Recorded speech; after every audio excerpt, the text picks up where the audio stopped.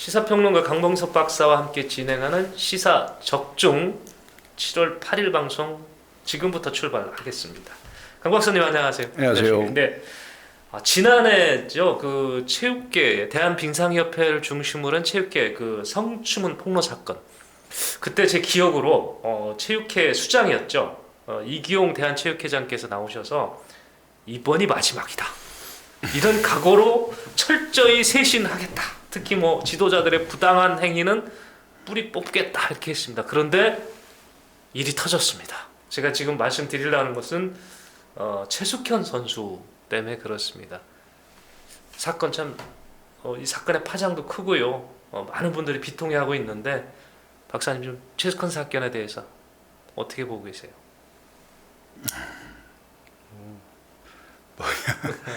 그냥 시민의 한 사람으로도 마음이 아프고, 예.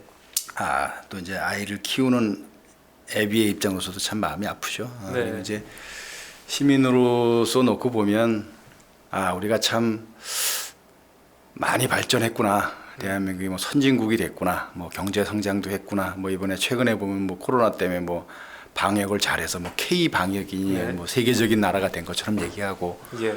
BTS나 뭐 이렇게 우리 유명 연예인들이 그 K-팝 스타들이 세계인의 마음을 뭐 네네. 그야말로 휘어잡고 뭐 그래. 이러니까 우리가 막 굉장히 자랑스러워해서 우리가 어찌 보면 네. 선진국의 국민인 것처럼 생각했는데 음. 돌아보니까 우리 뒤에 우리 안쪽에 여전히 예.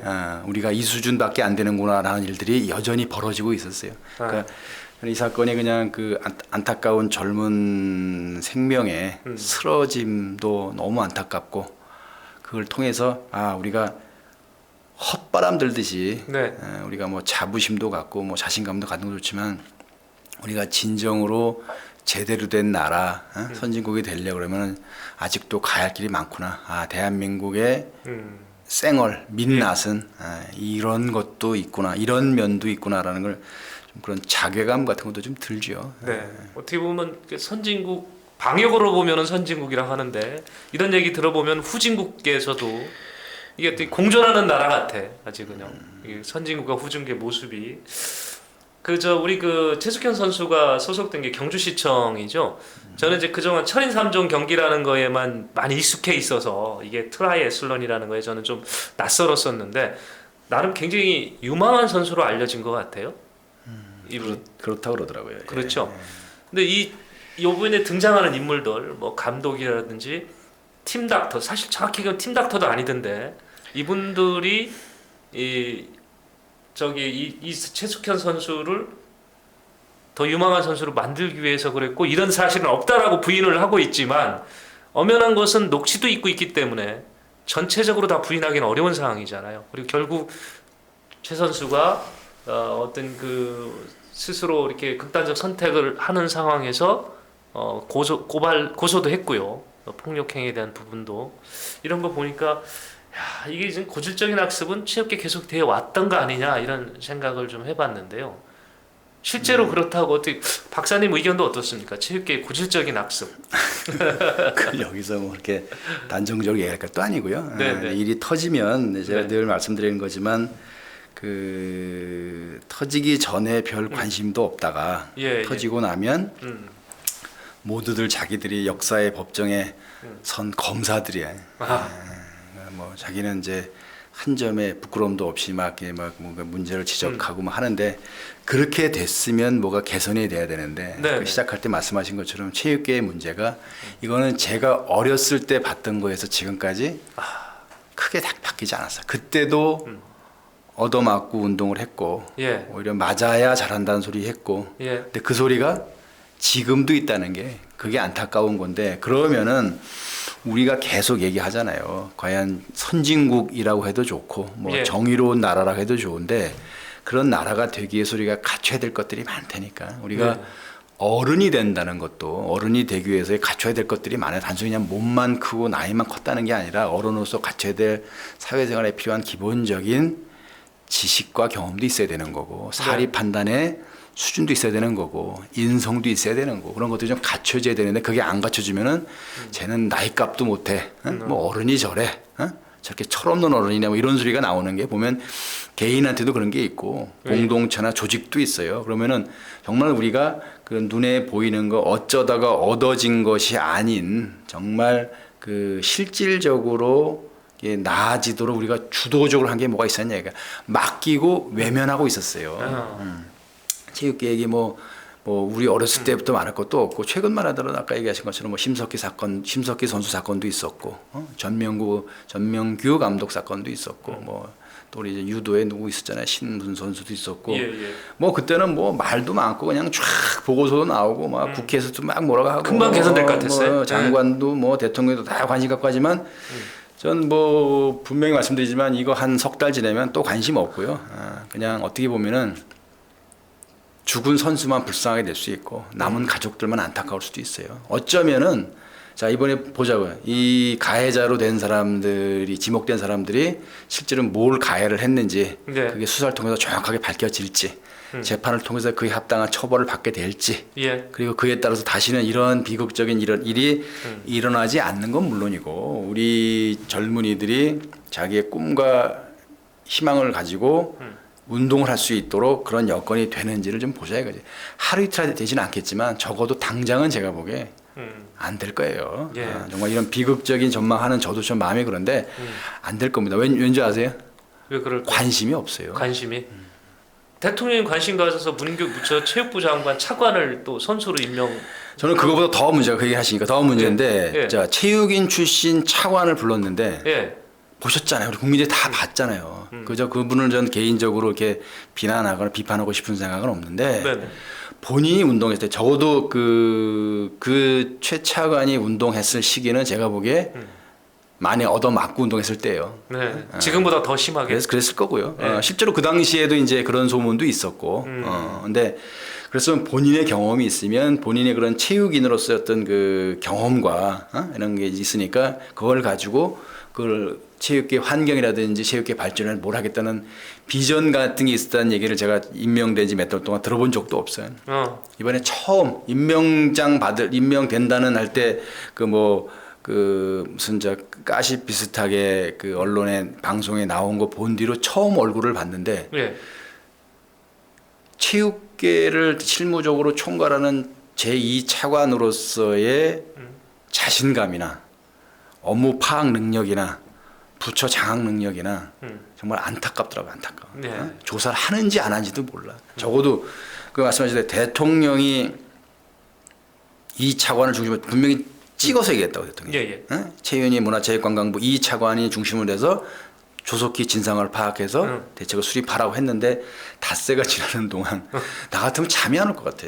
그렇죠. 임명권자가 원래 대통령의 말은 무서운 거거든. 사실 대통령이 말하기 전에 안 움직이는 관료 사회가 정말 문제가 있는 거지만 그래서 대통령이 말 안 하면 관심 없고 대통령의 말에 움직이는 관료 사회도 정말 한심한 거지만 말을 했는데도 닷새 동안 대책이 안 나와.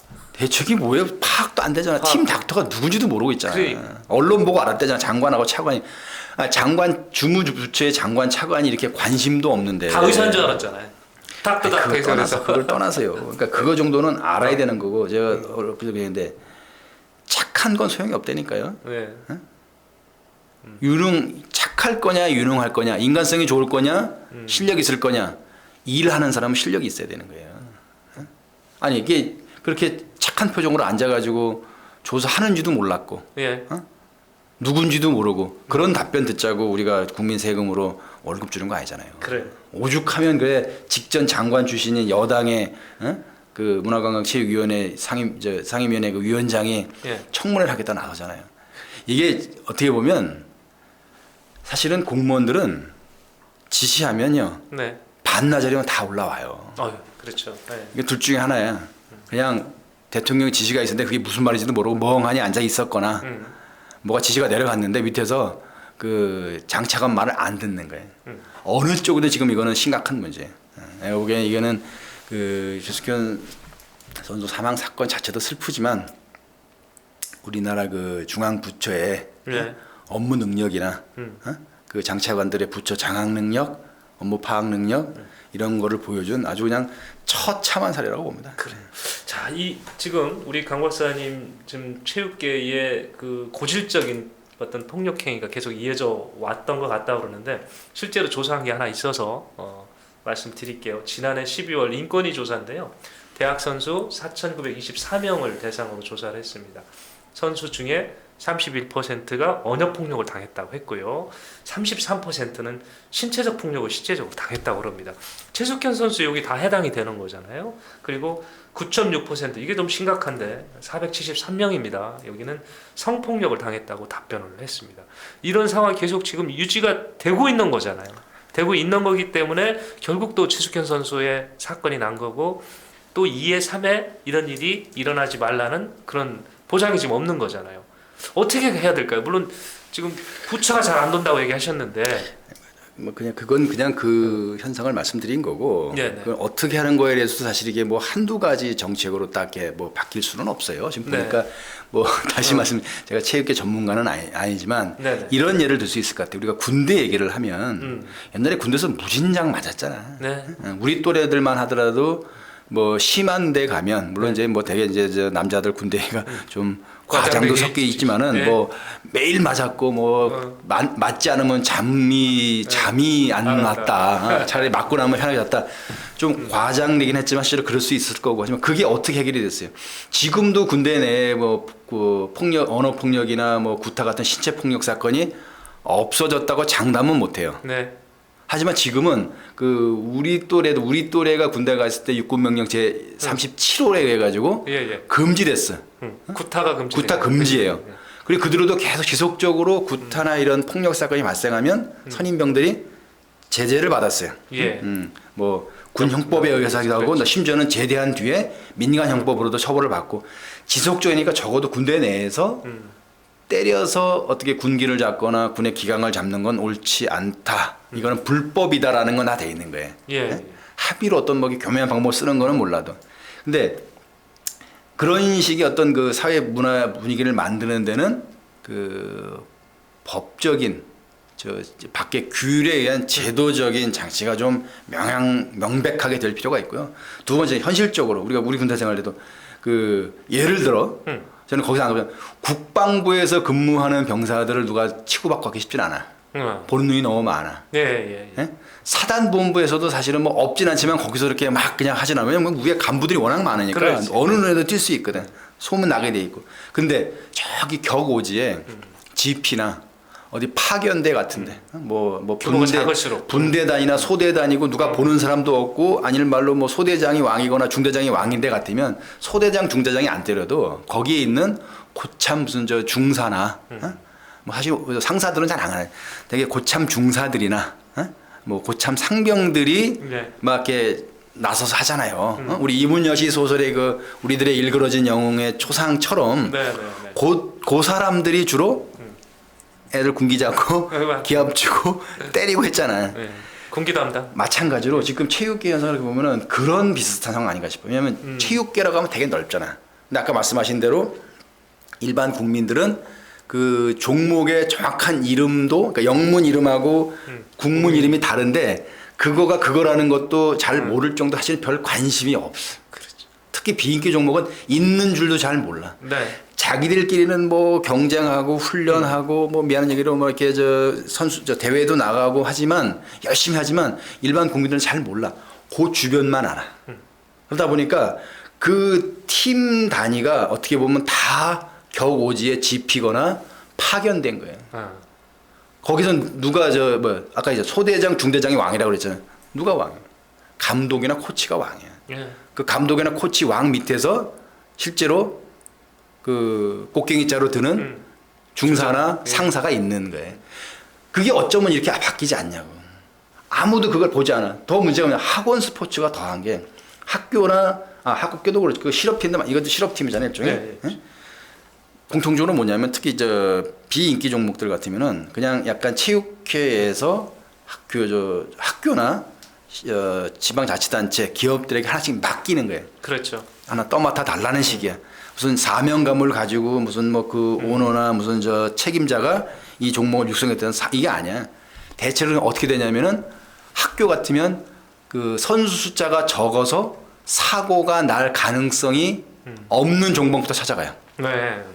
비인기 종목에서 더 좋아해. 뭐 펜싱, 이런 얘기 하면 안 됐잖아. 취소. 그러니까 그 선수 숫자가 많지 않아도 되고, 뭐 예를 들어서 야구나 축구처럼 뭐 최소한 9명, 11명이 있어야 게임을 하니까 숫자는 그거에 두세 배가 있어야 되잖아. 그렇지. 3, 40명 되면은 걔들 먹고 재우는 일부터 시작해서 이동하다가 교통사고부터 자기들끼리 예를 들어 이런 식으로 뭐 선후배간에 뭐 한다 그러다가 뭐 구타 사건이나 뭐 폭력 사건이나 뭐 이런 거 섞이면 이제 골치 아파지니까 그런 걸 다 피하는 거예요. 또 이 자치단체나 이런데 시청 뭐 구청 이런데 뭐 이런 데 보면은 그 팀을 운영하는데 들어가는 비용 따져가지고 비용 덜 드는 거 중심 우리가 하겠다고 하는 수도 있어요. 그러게. 그런 거에 대한 사명감까지는 없거든. 그냥 하라니까 하는 거예요. 예를 들어서 아마 거의 모든 대한민국 226개 자치단체, 기초자치단체, 시청, 군청, 뭐 구청 아마 팀들이 있어요. 되게 그런 식으로 거기에 뭐 군수, 구청장, 시장들이 그 팀 선수들을 1년에 10번 이상 보기 어려워요. 그렇죠. 네. 특별한 경우 아니면 어디 자기 시도의 대표로 전국체전을 나가거나 하면 한번 거기 한번 가주는 정도. 뭐 해외 국제 대회 나간다 그러면 신고할 때 와서 뭐 그러면 뭐 예를 들어 뭐 격려금을 좀 주거나 뭐 이렇게 그 차 한잔하는 이런 정도. 그 순간 빼고 나면은 시청, 군청, 그 구청의 담당 직원이나 담당 과장들하고 어쩌다 만나는 거 이외에는 저는 별 관심이 없어요. 그러니까 거긴 또 거기대로야. 그러면은 그 선수들도 자기들이 그 시청 선수 소속이다는 소속감보다는 누구 감독 밑에 제자다라는 인식이 더 강해. 특히 비인기 종목으로 갈수록 이 감독의 권한이 왕인 게 다음 단계를 못 넘어가잖아요. 그렇죠. 고등학교 들어갈 때 예를 들어 고등학교 대학교로 가는 팀이 있으면 고등학교에서 대학교 갈 때 이 감독이 본인의 인맥으로 본인의 안면으로 대학 감독들한테 사정하거나 로비하거나 뭘 그렇죠. 주거나 해서 가는 수도 있고 실업팀 갈 때도 마찬가지야. 그거를 알아요 선수들이. 그러니까 감독 눈에 벗어나면 내가 내 선수 생명이 위험하다는 걸 알기 때문에 부당한 거 알고도 다 참아야 돼. 이 건이 벌어져가지고 어젠가 보니까 무슨 심지어 그 엄마를 데려다가 때리겠다는 거잖아요. 그래. 이거는 어떻게 보면 사람도 아닌 거예요. 추하게 얘기를 하면. 근데 그런 일이 부모 입장에서는 안 할 수가 없는 게 이래야지 애가 운동 잘하나 보다라고 하는 생각. 그러니까 부모조차도 맞는 게 그렇게 특이한 경우가 아니다라고 생각했을 가능성이 있고 두 번째는 이 감독이 너무 어렵고 권한이 너무 절대적이니까 저항하면 안 된다는 생각하실 수가 있어요. 그러니까 스스로 자기 검열을 통해서 자기가 그렇게 막 작아지고 위축되는 거예요. 그런 게 여기만 그랬겠냐? 저는 이모경 의원이 무슨 뭐 경주시청만 그러지 않았냐, 부산시청 안 그러냐, 대부분 안 그럴 거예요. 네. 저는 대부분 안 그럴 거라 좀 믿는데 여기만 그럴 거라고 믿지도 않아. 네. 이 종목, 이 경주시청 팀만 그랬을 거라고 믿지도 않아. 대부분 아닐 거라고 믿지만 어딘가는 또 있을 수 있어요. 하여튼 근본적인 대책이 필요한 것 같은데요. 육군이 이 군의 구타를 없애기 위해서 경내 구호 뒤에 구타 금지를 오랫동안 붙였습니다. 정신적으로 사상적으로 바꾸기 위한 노력이었죠. 어느 정도 성과를 거뒀다고 저는 보고 있고요. 우리 최숙현 사건을 계기로 해서 체육계의 고질적인 비리, 폭력, 성폭력 좀 이런 부분이 사그라지기를 바라면서. 그러니까 이번에 마침 이제 국회가 나섰으니까 네. 제가 엊그제도 그 말씀드렸던 것 같은데 법으로 누구를 사랑하라고 할 수는 없어요. 네. 법으로 내가 누구를 사랑하게 강요할 수는 없어. 하지만 미워하거나 때리지 못할 때에 금지할 수는 있어요. 그래서 어떻게 보면은 어느 시기에는 그 엄한 처벌이 불가피한 것도 있어요. 사실 우리가 뭐 그게 전혀 그 생소하지 않은 게 우리가 뭐 민식이법 같은 것도 만든 나라잖아. 그러니까 이게 그런 것들이 사실은 이제 법이 만들어진다고 그래가지고 그 이런 문제 사라지진 않겠지만 하여간에 좀 조석한 편입니다. 이해하시고 걸리면 끝장난다는 사례가 있으면 조심해요. 그리고 그 법을 어찌됐건 뭐 그 옳진 않지만 그런 법이 있어야 되고 그런 경우로 그 우리 군대에서 얘기잖아요. 시범 케이스잖아. 우리 이제 책에 나오는 거라면 일벌백계로 몇 건만 엄하게 처벌을 받고 그 사람이 다시는 현장에 못 오게 하면 이게 이제 근절될 수 있는 시작이 된다고 봐요. 문제가 이 아까 말씀드린 대로 그 각급 다음 단계로 올라가는데 감독이나 이 지도자들의 영향이 크다는 게 그 라인 파버리는 거거든.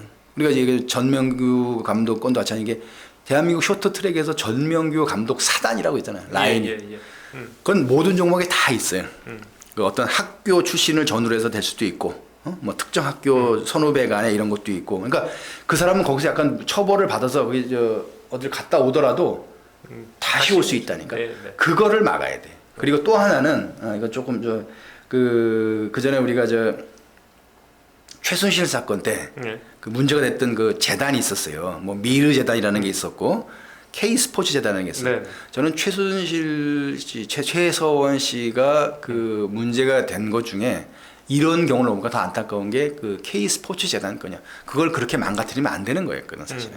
K 스포츠 재단 같은 거는 저는 사실 그게 이제 그 최서원 씨 관련된 것들이 어느 정도 탈색이 되면 이런 문제 해결책 중에 하나로라도 그 K 스포츠 재단 같은 데는 반드시 필요하다고 보거든요. 예. 이 운동하고 현역을 그만둔 뒤에 지도자의 길이나 어디로 가지 못하고 중간에 그 한창 나이에 그 사회생활에 적응 못하는 예를 들어 체육인들도 있고.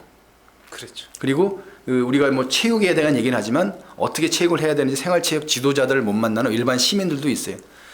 이 운동한 선수들이 자기들이 다양한 방식으로 사회에 다음 제2의 삶으로 갈 수 있는 기회가 생기면 이렇게 딱 막힌, 내가 실업팀 가는데 이 감독의 추천권이었으면 나는 그냥 끝장이야라는 식의 절박함이 좀 사라지면 조금 더 유연하고 그 인간 대 인간의 관계로서 이런 체육계 내에서 그런 관계가 형성될 수 있다고 봅니다. 그런 여건을 만들어주는 게 국가 역할이에요.